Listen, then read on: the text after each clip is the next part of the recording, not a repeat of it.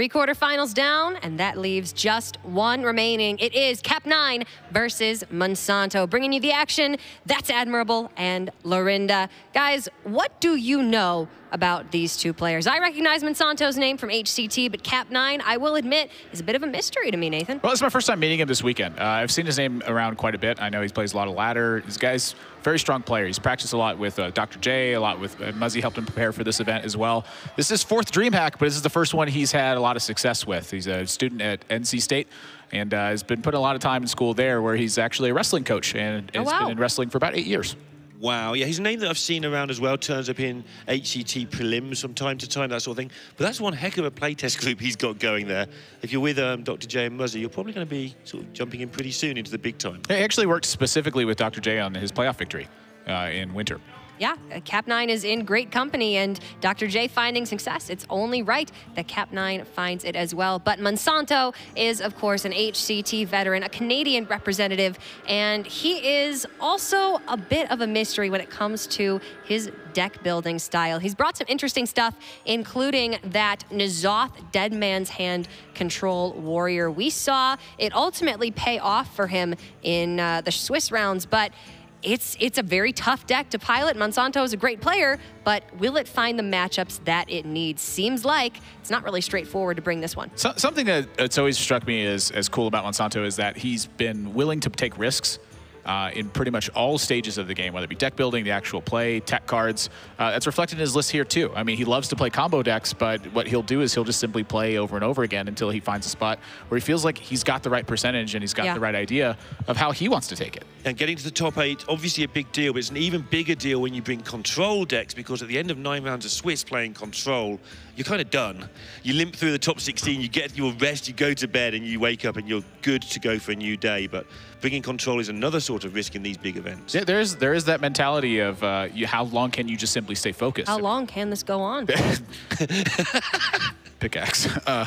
It's a lot of focus that has to be there, but there's something to be said about the opponent having to play against that as well. Yeah. You know, if you're experienced in that matchup and you have a lot of practice with it, and they're suddenly having to play this 35-minute game, are they staying focused the entire time? Do they have what it takes? Let's check out the picks and bans and see what these two players have brought to the table. There's kap9, ready and raring to go. He's got Druid, Rogue, Warlock, and the Priest has been banned. Monsanto will have that Warrior alongside Priest and Druid with the Rogue banned. The Rogue band seems quite traditional. That Priest band may be a nod to the Warrior deck. Monsanto thinking it has a better shot against Rogue and Warlock, but maybe quite can't get the edge over the Priest, which has such significant burn damage over the course of just a turn or two. Well, kap9's actually bought Big Priest this event. This is one of the breakout decks for the tournament. That changes everything. We've seen a lot of it, and I think that Monsanto's lineup is quite weak to Big Priest across the board, and so I like that he's taken that one out. I don't think that Monsanto really had much intention to really do anything except ban Priest for a large portion of this tournament. Yeah, looking at that, it's sometimes you have this mind game that goes on. If he bans this, I ban that. We may have seen that in the Hot Meowth match earlier, where the mage ended up not being played, which meant the Rogue got a free reign. But in this one, it's fairly straightforward. I think you just take out the deck that's going to kill you. And it also is an indication that kap9 did practice with Muzzy. Muzzy, of course, had the Big Priest and the Big Druid. So I like that ban. I like the Rogue ban from kap9. It seems like the Rogue is just a little bit too potent to leave up. Even though Druid and Priest are strong as well, that Rogue has been an absolute killer. All right, guys, the players are ready. Who's it going to be, Lorinda, kap9 or Monsanto? I think Monsanto's got just that little bit more experience at the moment. I think he'll find a way to get through. All right. Nathan? I feel like Monsanto's lineup is going to struggle in this matchup. However, I just really want to see N'Zoth Warrior win. That's one of my favorite decks. I love Mountain Fire armor. I like big armor totals. If I can tank up, I'm going to be able to rank up. And so while I think that kap9 has the edge on paper, I'm going to go with Monsanto in this one. Tank up to rank up. Armorsmith always wins brawls. With that many cliches, how can the deck not be good? But we will find out. Monsanto versus kap9 right now.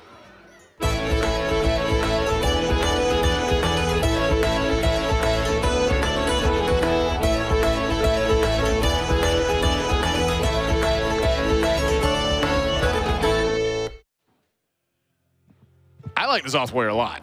Now, I know a lot of people don't because they think it's kind of a snooze fest, like, a 30-minute game here.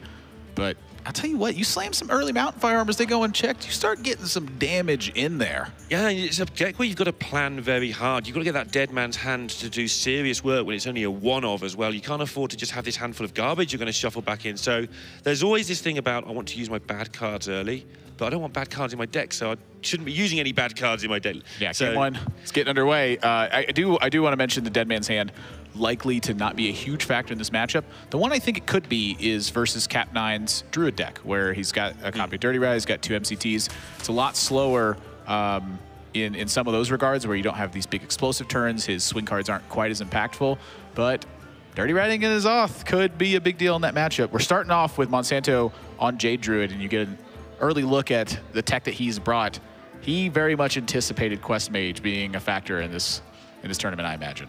Interesting to see what he does with this swipe. We've seen people one keep swipe against Zoo in this tournament already. That's worked out okay in that match. But Monsanto doesn't even seem to be considering keeping hold of swipe. I understand why. It's only going to go 1 for 1 a lot of the time. Well, the big thing to look at is what does he have to actually take on from kap9's Warlock deck. He's only got 1 copy of Vicious Fledgling. He's opted for 2 copies of Darkshire Councilman. So I think in a lot of that regard, swipe is operating a lot worse against kap9's Zoo deck in particular.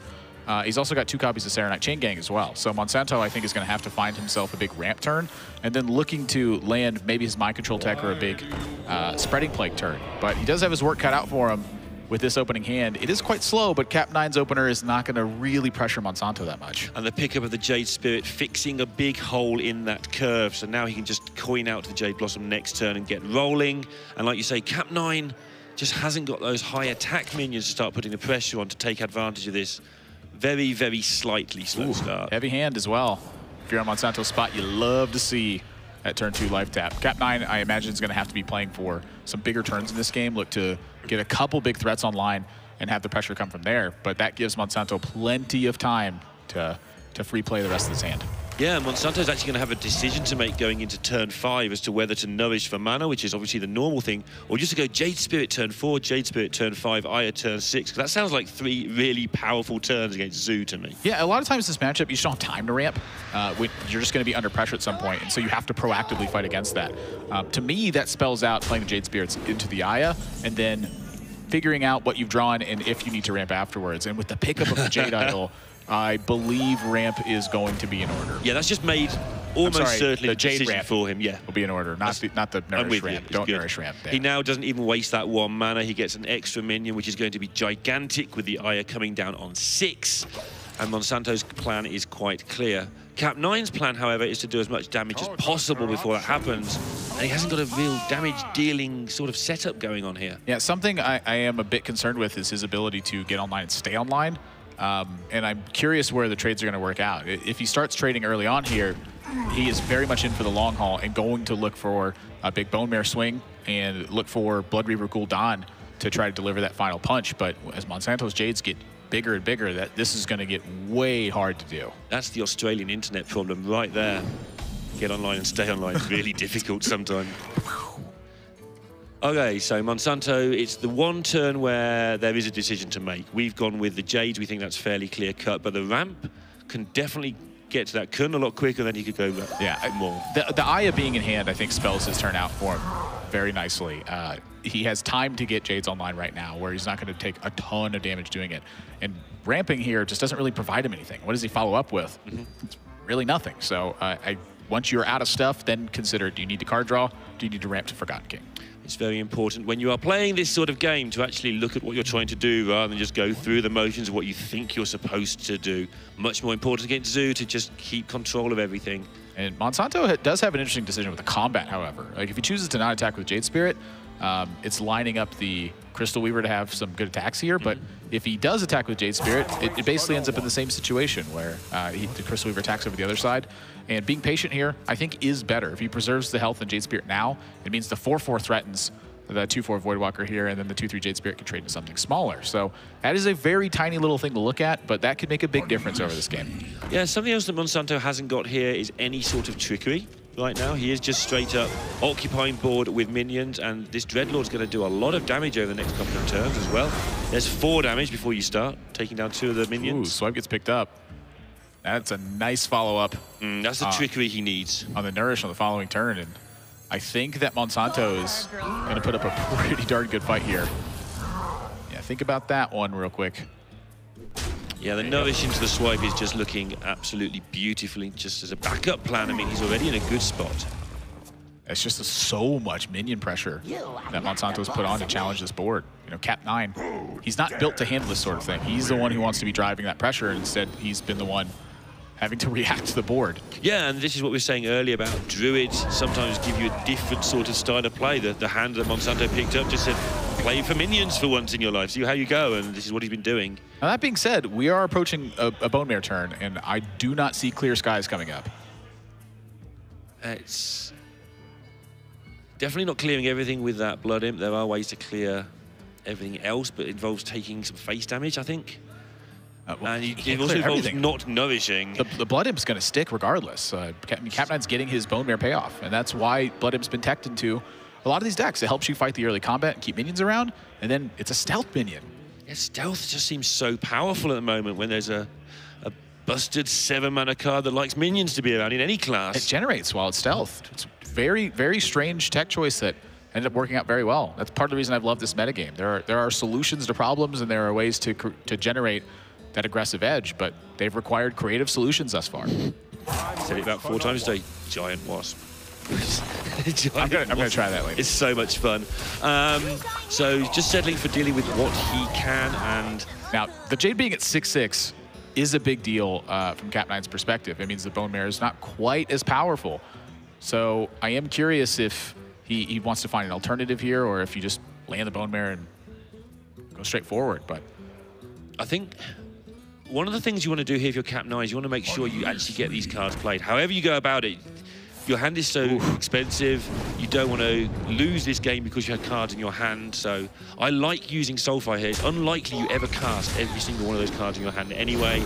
I like the use of the cards as tempo. Oh boy, it's a nice answer to the Fickle Dreadlord, but Monsanto's got bigger things in mind. Yeah, Monsanto, if he picks up any sort of card draw, he's going to be in great shape. Yeah. Wow. I like 7/7s. Yeah, Admirable's enjoying that turn. And Monsanto does still have some things to think about. You know, what are the merits to swiping over using the Jade Blossom? I think when he sees Soulfire and he sees a Bone Mare pitch away, that he can actually get quite a solid read that there's likely another one in hand. Like, why wouldn't have kap9 just Bone Mare that turn? Yeah, exactly. It's like... It was such a good turn. The reason I was talking about, like, you're not getting all these casts, therefore you can Soulfire and get some value out of your cards that you don't end up using. The likelihood is there's a second Bone Mare. It's not an easy read to make, but it's one somebody of Monsanto's skill should be able to make. Time waits for no one. Reasoning just makes sense to me. I think the mark might even be in order sometimes. Yeah, it's just one of those hands that's so powerful that your bad plays aren't bad. He's thinking about tanking up this Despicable Dreadlord to set it up for a swipe on the following turn. I don't think he needs to do that just because his board presence is so heavy, but certainly worth considering. Like even the craziest of options like that can be the difference between winning and losing games. But my gosh, this is big. Yeah, Keleseth into Bone Mare in hand as well, just in case things get cleared up. Imagine if he had tanked the hit on that. Sure, he'd be 4 life lower, but the swipe would clear it up.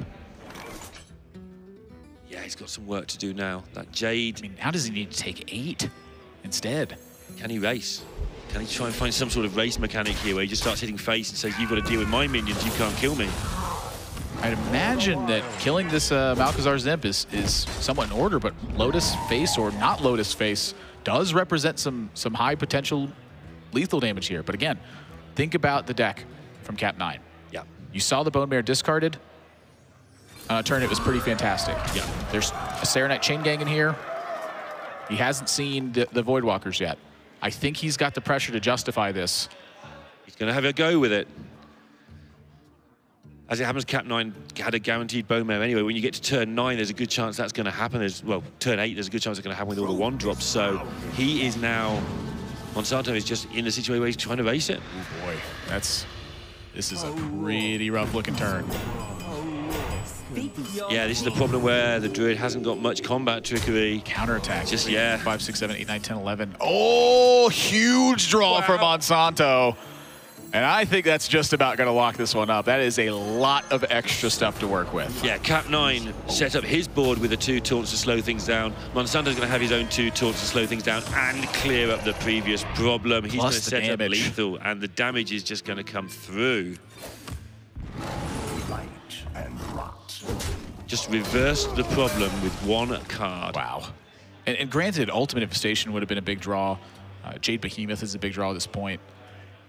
That's part of the power of Druid, is once it gets to this stage, there are a lot of heavy-hitting tools. Now, Monsanto's got lethal any way you cut it next turn, whether he trades into 2, whether he hits face with either minion. So all he's doing now is working out the way to make sure these stick around, involving not putting too much damage onto either of the 2 huge minions. Yeah, Blood Reaver cooldown is something to consider, too, with the face attacks change the math for Blood Reaver cooldown right on turn 10. But on top of that, you've got Ultimate Infestation that you can draw, which means if you put 8 to face, you've got another out if things go a bit funny. And that's looking like it's about to wrap things up here. kap9 just did not have the early game to pressure Monsanto sufficiently. I can't see any way where he can get... has he used both Void Walkers? If he can maybe get one, I think he has. That could be a thing. Yeah, he's not living. Doesn't look good. And he just gives it up, and it's 1-0 to Monsanto. Druid is something powerful, and we talk a lot about how important ramp is, but there's 2 different ways to ramp in this deck. There's the mana ramp, which unlocks tools sooner than normal decks have them. There's also the Jade ramp, which just fights really heavily for board. The Jade ramp plan doesn't work quite as well if you're under a lot of pressure. That game, he wasn't. Game 2, Monsanto versus kap9, coming up.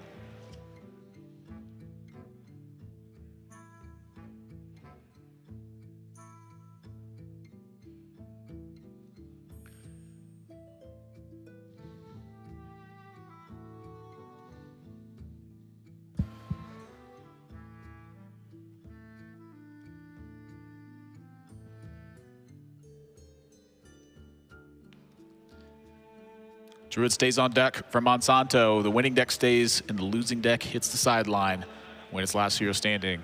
And that has changed the way a lot of players built their lineups this weekend. It really has. Going just back to how that was played, there were 2 decisions made by Monsanto there, neither of them particularly hard, but both not quite how Druid normally works. He decided to just go through with the Jades, ignore Nourish on turn 5. It's obvious when you see it there, but it's easier said than done. You tell people not to Nourish on 5, they look at you funny. Like, well, of course I want to Nourish on 5. Just went with understanding the matchup. And secondly, he chose to race rather than clear up Zoo. You never let Zoo have a minion on turn 7 or 8. He was like, no, I can win this race. He ended up having to draw a Malfurion to do it, but that worked out well for him too. Let's see how he chooses to take on the Rogue, which is a similar sort of match. Yeah, it is once again, a bit of a different Rogue. That seems to be one of the deck building themes for this matchup in particular, is that they have chosen to go against the grain of the predictable lists. The Corpse Takers you can see in hand obviously alludes to Argent Commander and to Stormwatcher and the like. That does cost you some stuff, but the other big thing to note is that kap9 has counterfeit coin in his deck as well. And this is a card I've seen rotate in and out of here at times. I personally have felt quite weak with that card, but when you're going first, it simulates a lot of what Vilespine Slayer is trying to do when you're going second, which is just the big tempo swing earlier than your opponent can typically handle. And has he taken out Shadow Step for that, by the look of it? Yeah, Shadow Step is typically one of the cuts that I've seen when Corpse Taker and package is in here. You just don't have as many good targets. You don't have quite the same burst potential, but he still included the copy of Leroy Jenkins. Yeah, I quite like, so something about the Shadow Step I think is overrated, I've said this before, is if you Shadow Step Keleseth early, you have a fantastic deck, but you have no cards. Especially if you like double Shadow Step. Coin, if you're going to use a card and empty your hand a bit, it does a lot more long term. It's an activator, it buffs Edwins, it just does a lot of good stuff, as well as that one turn of ramp, which maybe gets a Vilespine down that one turn earlier. And that's a fantastic thing. You're usually looking at having to use a backstab. I'm very much in the camp of I Shadow Step Keleseth. No, I mean, you have to do it. I'm not saying you don't. It just means you end up sometimes a little bit low on cards, which means the stuff you're drawing is getting +2/+2, but it has to do the job. Yeah, that's really the kind of situation where if you're running Shadow Step, you have to keep the actual number of spell count in your deck a little bit more in check. You can't just afford to run a bunch of cold bloods, counterfeit coin, backstab, and try to have these explosive turns because you'll just end up drawing utility in those spots instead of drawing minions that you need. So if you don't want to play it, it's a huge leap of faith to suddenly, well, I can have some more stuff. It opens up a lot of things you can do, but of course you don't have that completely insane start in theory. This, however, is close to a completely insane start, even without them. Yeah, this is it's pretty gosh darn good. This is a lot of damage. And just going back to our discussion there, if, say, he now draws a coin instead of a Shadow Step, he will love it because he'll be able to go turn 4 Vile Spine on this particular game. And his hand is getting heavy for Monsanto, and the backstab pickup from kap9 earlier is going to keep that pressure very high. Another reason to consider the coin versus Shadow Step situation. Shadow Step is good with a lot of cards, most of them late game. Keleseth the only early game one. The coin is good with 2 specific cards in the early game, that is Vile Spine Slayers. Yeah. So you're balancing that slightly better early game for maybe not having the stuff later game that you really want with that Shadow Step. Yeah, I'd be somewhat surprised if kap9 ended up going with backstab on this following turn for him because he's got that Vile Spine Slayer. The Corpse Taker is lining up to just be massive. What? It really is. I mean, Monsanto just is not going to have a way to answer this. He's going to play Jade Behemoth and hope that's enough defense. That is a troubling spot. Troubling. kap9 not quite so all in on his Corpse Taker as Meowth was. He's just playing the 1 copy. Meowth went with a double copy, really going for it, I believe. He's got 2 copies. It's the one. Oh, sorry, I mean the Stormwatcher, the trigger for the Corpse Taker. Oh yeah, it's 1 Stormwatcher. He's playing 1 instead of the 2. Meowth played a much heavier build with this to make sure he was more all in on the Corpse Takers. And that's where the 2 counterfeit coins came from. Sure. It's just cutting those heavy slots and going, I want some explosivity in this deck. And if you're playing things that have Wind Fury all over the place, hey, bit of explosivity will be pretty handy some of the time. Yeah. Nice little read here from Monsanto as well. He knows that kap9 has 2 Corpse Takers in hand when he sees no taunt buff. Yes. I'm sorry, they said 2 Tar Creepers, not 2 Corpse Takers. We're saying Corpse Taker a lot in this cast. It's a good card. But he knows that there's 2 Tar Creepers in kap9's hand because it didn't get taunt. And that is information I think that could potentially deceive him. You know, he's going to assume that Vile Spine Slayer is much less likely to be in hand at that juncture. And not unable to be activated as well, and several other things. It's not likely your opponent's got an explosive hand. Actually, it's got everything, and here's everything for you. Yeah. The read's cool, but 14 damage from a Corpse Taker is pretty overwhelming. Quick game number 2 from kap9, and that's how this rogue deck is meant to operate, to take advantage of starts that are uncontested by your opponent. If you get to that spot, Cold Blood seals the game. As always, the winning player, the one who takes a sip of water. That's all I can say about that one. Losing players just sit and think. Game 3, Monsanto kap9 coming up.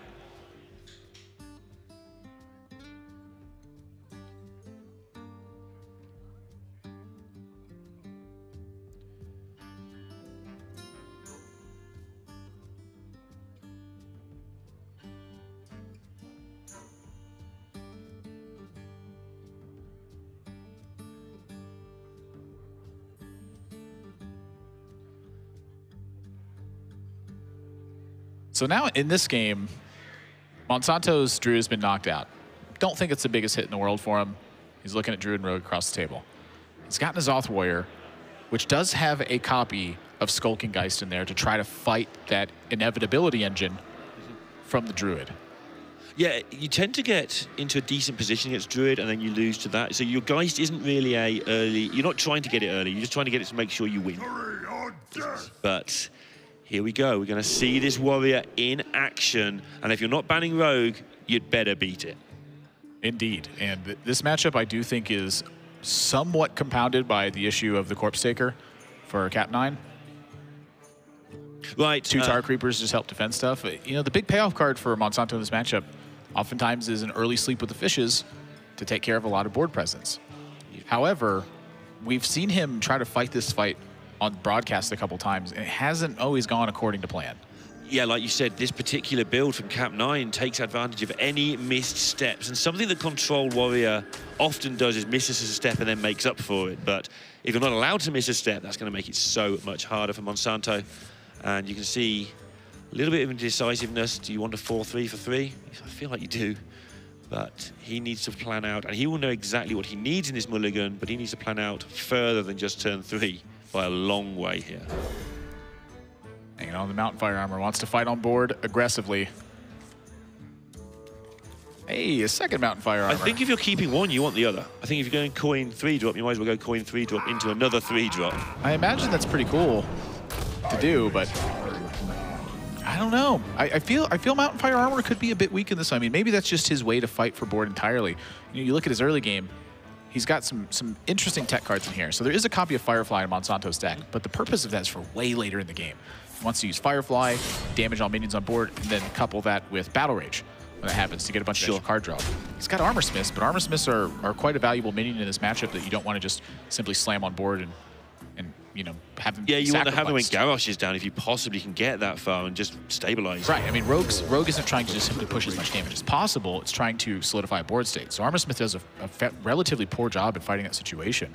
The Acolytes of Pain, I think, are great. But when I'm looking at the list, I like the Mountain Fire armor keep just because that's really his major tool to fight. That's it. He hasn't got any other fighters until like Direhorn Hatchling on turn 5. So you better put a minion down against this deck. Ooh. Now that is a really interesting spot. So a removal option, a more heavy potential face option, or a value card. You have played a lot of card games in your life. How much value is there in the surprise of something like a Mortal Strike in that spot? There's a lot to it, but again, I think he's fighting strictly for board position. Yeah. What that means is he needs a lot of tools to do it. That Ivory Knight, you know, it's going to be discovering like rogue cards at this point. Sure. Sprint, you know, eviscerates that can't be in your saps that can't be in your deck. Like even just like a weird assassinate at a strange time. Plus it's a 4/4 body. So you're getting the board, and you still get that surprise value anyway when you use the Ivory Knight to get the card. You give a little bit away if you've been damaged, but he hasn't, and he won't be. So he's not even going to give help or hints away from the casting cost by healing up. Yeah, notice that Now he might. just simply fighting for board. He doesn't really care as much about the armor total from Monsanto as he does about keeping the board stable. That is his #1 goal. I mean, when the end comes, when you're the rogue, when you kill people, you do so much damage in one turn that Goodness, 4 or 5 armor doesn't matter a lot of the time. Big turn from Monsanto, though. The shield block, shield slam lining up perfectly in this spot. And I'm looking at the next 2 turns. They're looking pretty good as well. Some big chunky taunts in the way, slow your opponent Little big down. baby dinosaurs. They're not that little, though. Yeah, that's why they're little big. Oh, little big. Yeah, they're little for dinosaurs. But they're still big. Yeah. I see. And then the big dinosaur comes along later and Yeah. tends to win games. No Vile Spine going to be a very important mission here for kap9. Really needs to pick that up as soon as possible. Ooh, but no Wind Fury. Winter is here. Sole copy of Stormwatchers in hand, and once again, Monsanto gets that info. Yeah, these open lists, when you're skimping a little bit on your numbers of activators, definitely giving your opponent a lot of info. Oh, and against my. Control Warrior, info is much more important. That is another very strong draw from Monsanto. And I think he's going to be able to contain this board quite well. And if he does stabilize, he will have all the stuff to just keep going 1-for-1 for the rest of the game because he can draw so many cards and he has so much power for going 1-for-1 in this deck. Yeah, the Rogue deck really has no card draw in it. It operates purely on minion value. You want to be tempoing out your opponent's minions with SI7 agents and backstabs. You want to be generating defensive value with Tar Creeper and then hitting those big swing turns as you move through the game. Vile Spine and Bone Mare. Monsanto's deck is not operating on that level at all. Its goal is to simply murder all of the minions that kap9 plays. Well, Ivory Knight might have something to say about it. That might be his savior. And he made that choice 2 or 3 turns ago, remember, so... No attack from Monsanto as well. Okay. Well, assassinate one of the cards you were talking about. Cold Blood is good if you've got Wind Fury cards, but is it going to be a little bit too hard to establish those Wind Fury cards? It might be, but Cold Blood is so much damage. You can vanish and do it all again. No, let's not do that. Honestly, I don't think Vanish is a poor option in this spot. I think with the Ivory Knight down with like Bone Mare weird stuff, like you could find some value spots with Vanish. Like I don't have a problem taking the Vanish in this spot. I mean, how long? So, in this particular matchup, when you've not won the early race as the Rogue, and obviously you're in trouble, how much can you play a value game here? The Warrior's not killing you anytime soon. Well, that's really the big question for me. Is kap9? It's very difficult for him to really win any early race. You know, Right. The way he wins races is with tempo turns. Those aren't there right now. And so I think the inner rage in his hand acting as a surprise factor is influencing this cold blood quite a bit, where he wants to land inner rage plus the cold blood on something and surprise Monsanto with just that little extra damage. So in one turn, the damage you can do, especially if you count board, he's got backstab for 2, inner rage for 2 more, cold blood for 4 more, SI7 for 2 more. And if you can find a way to find a mana from somewhere, one of those coins in his deck, you can find the Bone Mare for 4 more. So there's a lot of burst at some point available. There's a lot of ifs and buts in that before we get to that point, but the burst is mounting up. I just love seeing this Firefly. It just looks so silly. It's such a great idea, but it's such a silly looking thing. Yeah, and going into turn 7 here from Kap9, Monsanto saw a lot of one-cost minions. And I'm curious how much he thinks this Dirty Rat could pull something valuable. I mean, it can easily backfire. Remember that non-attack a few turns ago? Got him into that 4-1 versus 4-4 trade. It's worked out nicely. Suddenly, things are looking a little more rough for Kap9. The earlier he takes a risk with Stormwatcher, the more likely it is for it to succeed. But it is a difficult decision to make. However, his hand, I think, might be making some of this decision for him. And right now, Monsanto does not answer Stormwatcher. So how much damage can this Stormwatcher do next turn? That's a lot, is the answer. Can it live? It lives. Step 1. Oh, my. Oh, this could be bad. Now, double Armor Smith. Dirty Rat, Fire, he could get a lot of armor this turn as well. Is it 28 damage that Stormwatcher can do next turn? I've not counted. I haven't. I'm just trying to count it, and every time I come to an answer, it just sounds crazy. You have to land the Bone Mare as well. I mean, yeah, if you land the Bone Mare on it, it's a with cold blood. Yeah, that's a silly amount of damage. That's a priest amount of damage. I didn't think I'd ever hear that. That's a weird thing to say. Yeah, it's a priest amount of damage. That class that's known for its burst. Oh my. I think Monsanto is really hoping he sees that one right there. He was in so much trouble if he did not. I mean, he still seems in a lot of trouble here to me. Yeah, I mean, from nowhere, all this burst that's been accumulated in Kap9's hand. That's a poor draw right now, though. And again, if he wants to chew through this Dirty Rat, it's going to cost him a lot of that valuable armor. So Monsanto's buying time. He's trading resources for time at this point, but Kap9 just can't capitalize with this style of hand. Sure, he delivers a lot of damage here, but it's not enough to kill him. Nice. You gotta go for it, though.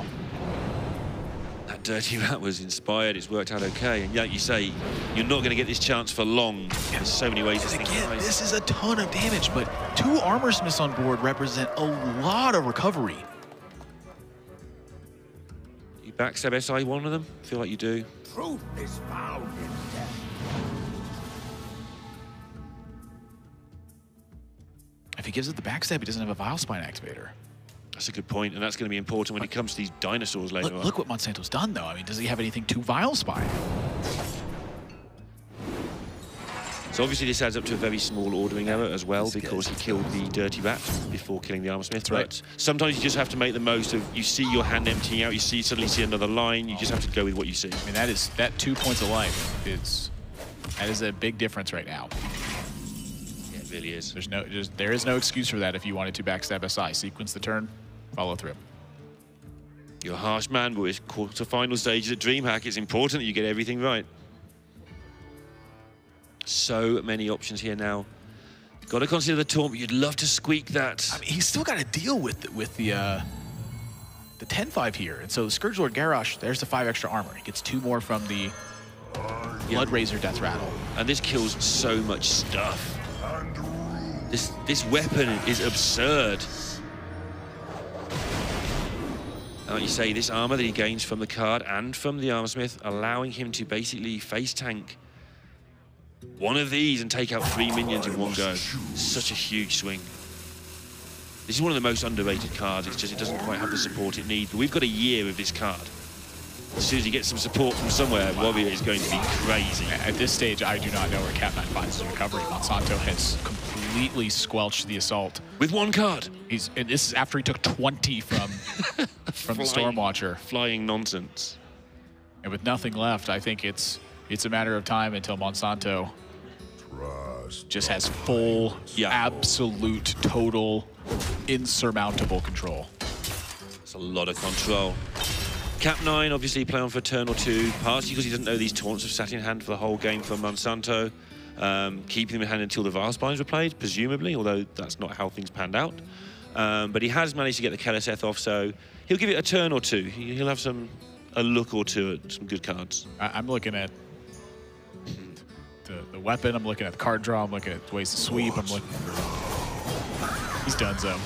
I've written it. Yeah. It's in my book. He is donezo from this point.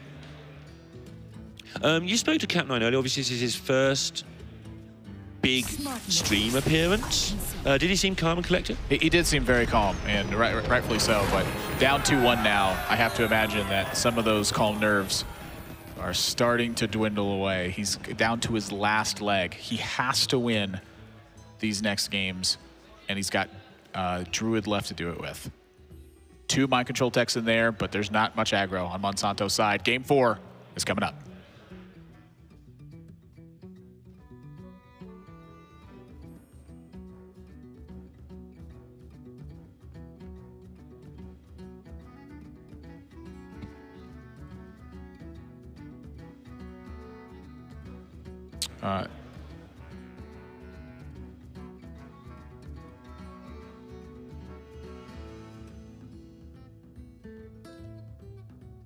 And I mentioned it, the kap9 Druid deck, it's teched a little bit differently. He's got 1 copy of Dirty Rat, 2 copy of Mind Control tech, but there is just not a lot in Monsanto's remaining decks where he's weak to that. He's got Highlander Priest, he's got N'Zoth Warrior left.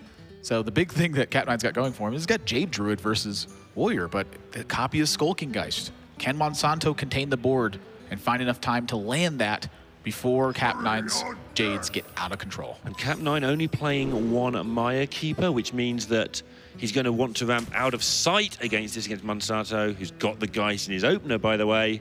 But it's slightly less ramp available. But if you can draw this hand, maybe you're good. That's a heavy hand from Monsanto as well. That Acolyte is going to have to work overtime. Yeah, I mean, kap9 may have the dream here of sticking a really early Fandral, which can sometimes just take over games if your opponent can't kill it. Yeah, the first couple of draws, I think, are going to really determine what he ends up doing with this Fandral. The Jade Idol here on turn 1, I think, is a big nod to the Skulking Geist. Right. But I think I would have liked to see him hold that and try to couple it on a certain turn. Here, he's really giving a lot of room for Monsanto to land an Acolyte of Pain prior to him having access to a clean kill on it. And so while he gets some damage in the meantime, his main priority is once again establishing the board position that Monsanto has trouble with. He does have that Wrath in hand. I wonder if he's half tempting the Acolyte to come. That disrupts your Fandral. It does. Then you don't get the card draw from that. It changes the way you play Jade Spirits. It's either that or give up card draw. And so was this turn 1 Jade Idol, was this really worth it? And he is actually going to go with that Wrath, as I mentioned, but he also had the option there to throw out the Fandral and say, if you want your execute, you've got to sacrifice your Acolyte. Yeah, I just don't know. I think the turn 1 Jade Idol here is... I think this was his plan. I think it caused a liability to him, is what I think. I don't disagree with you, but I also feel this is the plan he had in mind when he went with turn 1 Jade Idol. He's saying, I'm daring you, play your Acolyte, see how you get on. He's happy playing it very slightly slower. For whatever reason, that's how he sees this matchup. I think he just clicked Jade Idol. That's what I think. Say what you think, Admirable. Speak your mind, man. So... I think there's certain matchups where you naturally need to play Jade Idol. Like against an aggressive deck, you a lot of times typically want the damage. There is a lot to be said, though, about timing the Jades. Playing 2 things at once. I mean, this deck lost Innervate, and therefore a lot of its big tempo plays. Right. So where else can you find those? Sometimes getting clever with the Jade Idol and the addition of Mark of the Lotus into every single Druid deck at this point is trying to make up for that loss. I'm going to count how much damage this 1/1 does. If it gets to 35, you're wrong. True story. True story. How can Monsanto ever deal with this with all these whirlwind effects? It's going to be tough, but the Fandrel's going to stick. There's no real payoff for it here either. I mean, this is a big spot to have this, but this is not super effective versus Warrior. And in fact, I've found a lot of times small minions can just simply be a liability against the deck if they're landing Scourge Lord Garrosh. And so now that Monsanto is just not under a ton of pressure, there's no, again, big payoff for the Fandral here. The Geist could come down cleanly in this spot. I like the fact that he's done this with the mark in the hand, though. I think this almost...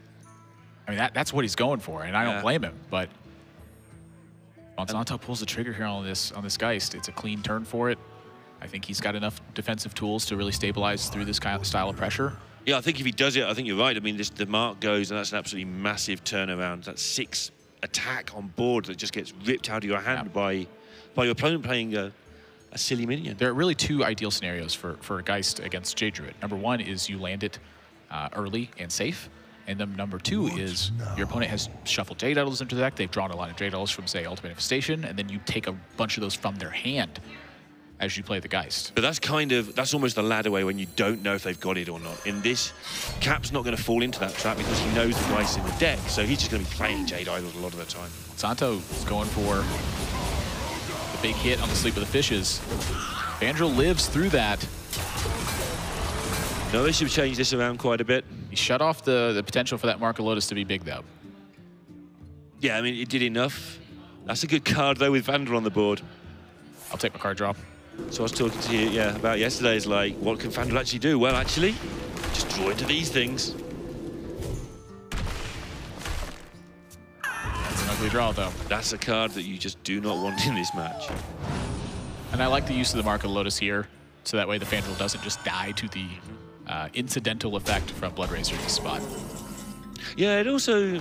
I'm happy with challenging with this amount of attack. It is saying to the Warrior, look, you do need to kill this board, or at least some of it. It's not menacing, but it's irritating. It's enough to be a nuisance.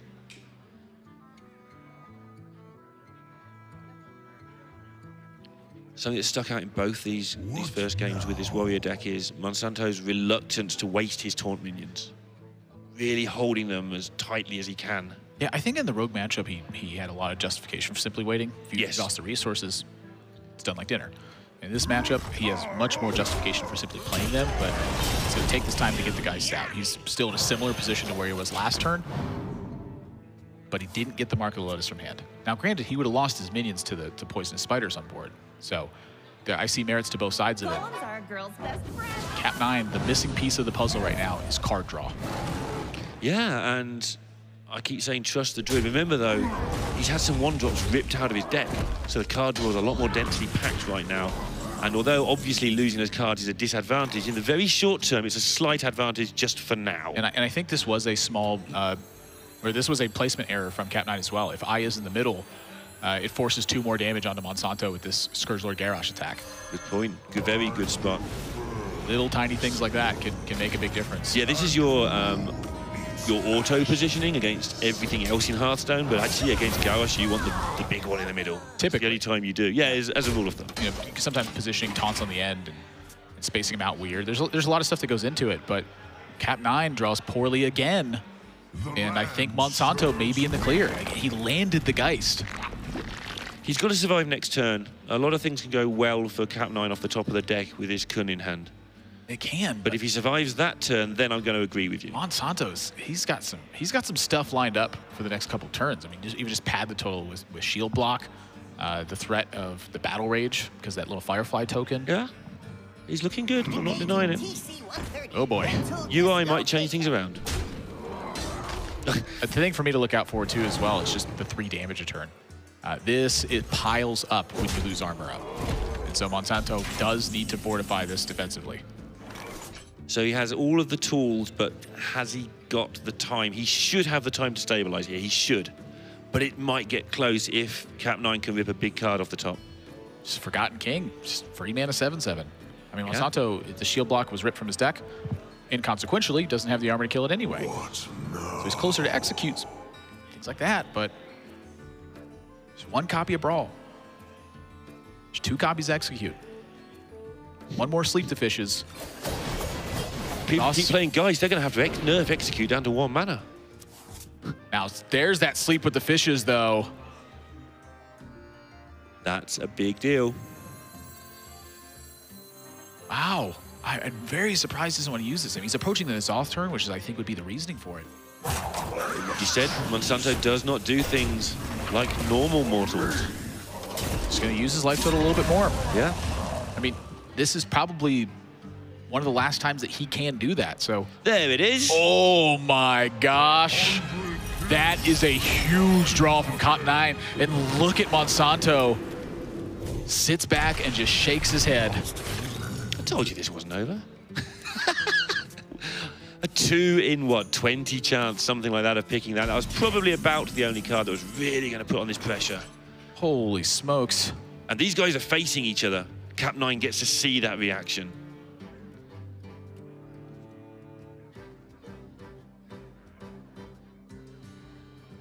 Monsanto, a whole wealth of options, but he's got 1.25 minutes to work out the right way to do it, or he is going to be in trouble. I'm not seeing very strong ways to take care of this. The instinct is to slam something, but if you slam something and then realize you need that 2 mana for your hand, it's hard to want to draw cards when you've got 8 already. You should try and use the ones you've got, but there's not enough there. Slamming to execute. Shield blocking to execute. That time burns a lot quicker when you have a lot of poor options.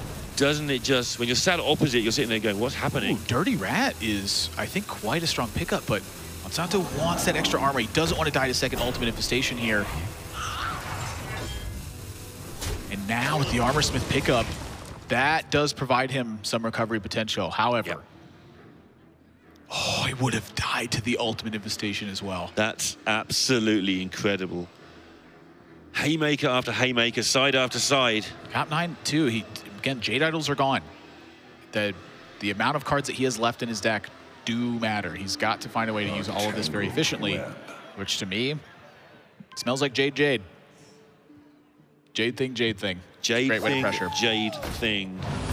Only one copy of Brawl in this deck for Monsanto, so you can take a chance if you think you need to. The partitioning of resources here, knowing that those idols are gone, may dictate instead that he just goes for 1 Jade at a time. Yeah, if he feels that this is enough, then you don't need to overdo it because of that Brawl, then go for it, but I don't might need one extra minion. I think he needs more. I think he needs more. My turn is not. Your opponent, who is very good at Hearthstone, just spent a lot of time making a bit of a messy play. He's got a handful of things that do things. You've got to go big. And now Monsanto with Armor Smith. 3-1 lives.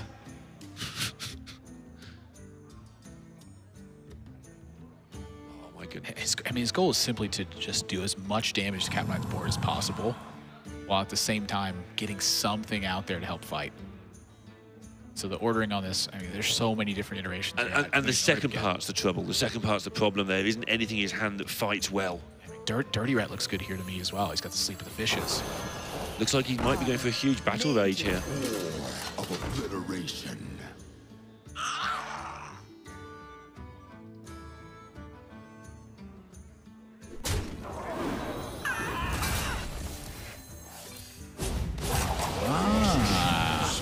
Not enough, is it? Monsanto's a smart guy. How he did all that in that time. That was a very strong way to do this. Good job, Monsanto. And it needed to be as well. Oh, no! Oh! Just when you thought you'd stabilize and were about to start setting stuff up. Monsanto throws out emotes, but I don't think that that's what he's thinking right now. And he's got, I guess, they're facing each other, and kap9 was pretty smug about all that. And this dead man's hand doesn't do anything right now. I mean, yeah, you don't want that stuff back particularly, apart from the battle rage. You're going to use that now. and that was the last Armor Smith for Monsanto as well, I believe. Was it? Or am I thinking last game? Maybe I'm crazy.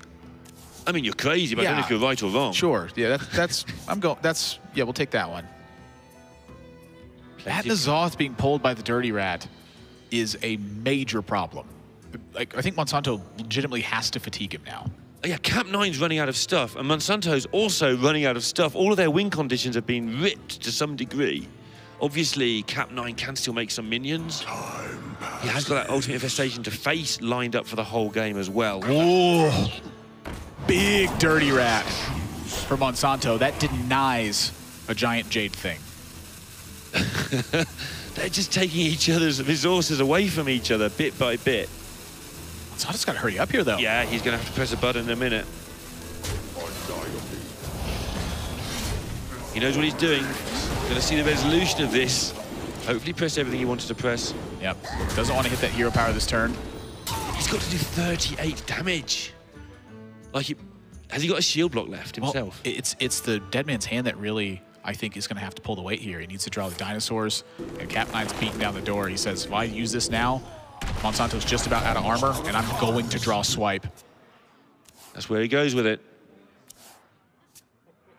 The timing of some of these plays from both players in terms of how they've, like, UIing there, those sort of plays, been absolutely... Oh! Wait! The dead man's hand. I think he needed to draw more shield blocks. Yeah, he did. And he agreed. And he shakes his head. Yeah. He knows it. He drew the shield block. And that was such like a big breath of relief. You're like, armor. I can live through a swipe. Wait, there's two of them. Is one of the biggest mistakes that good players make in Hearthstone. My hand is bad. I draw a card that changes the game. I play it. I shake my head. You see it over and over again where somebody draws a solution. They don't factor in the rest of the hand into that solution. Does he have an armor smith left? We're going to find out. I'm almost. There it is. I thought that was gone. This armor total.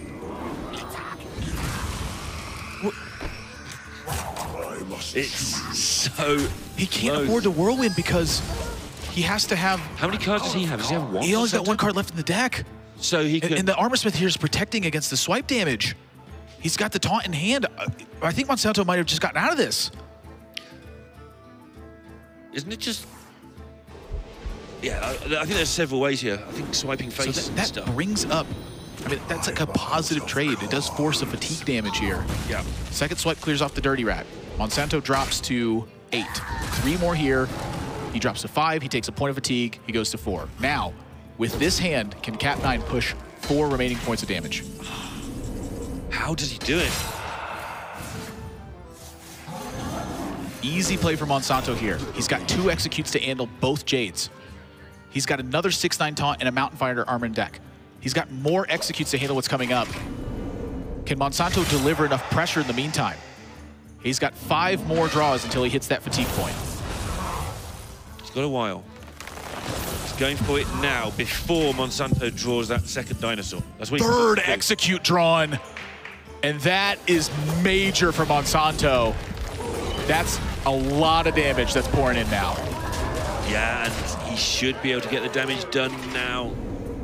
Nothing left for kap9 apart from some 1-5. They're not going to get it done. It's spreading plagues, and I'm curious, does he need to chew through the 6/8 taunt, or does he need to start armoring up and hope that Monsanto hits fatigue first? If he can hit him once with the 3, he's going to have to do some numberizing here. That's a word. He's going to have to count how many turns it's going to take him to die. He's going to have to count how many turns it's going to take him to chew through stuff. And he's got to do it in 70 seconds. Yeah. And there's 2 of us, and we're just waiting for the other one to say what he's got to do. I'm not going to do that. I'm not doing it either. But the choice is between, like you say, chewing through this taunt and lowering your clock significantly by taking so much face damage, but 1 hit to face will win you it, or 2 hits to face will win you it, or just sitting there hoping it all goes away. And I'm not doing the math because I can't help keep staring at them and see their reactions to this. Like, this is a very stressful moment. Yeah, I mean, if we get it wrong, we just get laughed at. If they get it wrong, they're knocked out of the tournament. So this is a bit more stressful for them. Yeah. Yeah, so I will do the math. Yeah, kap9's got it. Yeah, just did it. Yeah, he's got to go through the minion. That's what I'm see going if with. that pays off. That's the stance that's been taken. Second Direhorn Matriarch drawn. There are very few cards in Monsanto's deck. It was the hand he shuffled in. kap9 scoops it up, and Monsanto's moving on to the top 4 at DreamHack Denver. Wow. Holy smokes, Cora. Monsanto is so good at Control Warrior. Some of those turns, there's one turn in the middle there where he did nothing for like a minute and then just in a blaze of goodness knows what, just cleared the board, gained a load of armor and put a board of minions up in 15 seconds. Shuffling in the shield block would have been a major liability in hindsight. He needed to take the risk of drawing straight towards the armor smith. Yeah. I think that what he shook his head at was that he didn't do the math on the rest of the card draw to see should he be doing something else to try to get to that armor smith in a different way or set up a different board position or something. But it was also a mistake that he just went shield block. I didn't think about this. Did I need it in my deck? Did I not? He hadn't considered it. Exactly. That was his problem. Yeah. But if the conclusion's still a shield block, take a moment to just stop and think. That's where his major strengths are, is those situations. The only thing that maybe could have been considered, I think, is the turn he played the Flame Elemental just to get 1 extra armor. He didn't Battle Rage just to get 1 extra armor. That left with the 50-50 for the Dirty Rat from kap9 to pull the N'Zoth from Monsanto's hand. So maybe there could have been some justification for keeping that Flame Elemental in hand. I don't think the 1 point of armor would have mattered,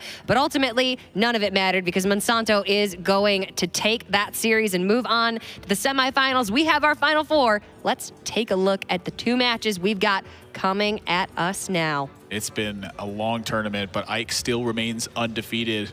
Is Rosti going to be the one who brings that to an end? And at the bottom, Dr. J. Kaninki and Monsanto, both players have championship experience on the Hearthstone Championship Tour. Dr. J looking for that 2nd DreamHack win. 2nd DreamHack win, something that nobody has done in Grand Prix events. Orange has done it, but one of them was not a Grand Prix. And so that would be an absolutely phenomenal achievement. Wow, that would be incredible for Dr. J, but for any of the other 3, getting their first Grand Prix championship would be massive. So it is going to be time for the semifinals. The first one coming up will be Ike taking on Rosti, a Gamer Sensei team clash. We're going to be right back with our first semifinal right after this.